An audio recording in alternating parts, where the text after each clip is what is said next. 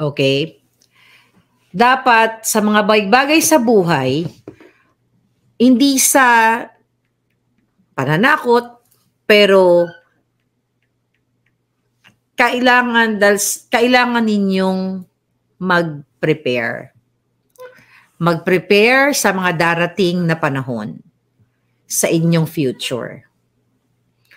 Kasi itong bangag na presidenteng ito ay dadalhin kayo sa karimlan. Di ba paulit-ulit kong sinasabi sa inyo, mga kababayan, na pasensya na kasi nahihirapan ako kung paano ko straightforward. Hindi natin pwede straightforward itong pinag-uusapan natin. Pero I know you guys are smart. Sabi ko sa buhay ay dapat pinaghandaan ninyo.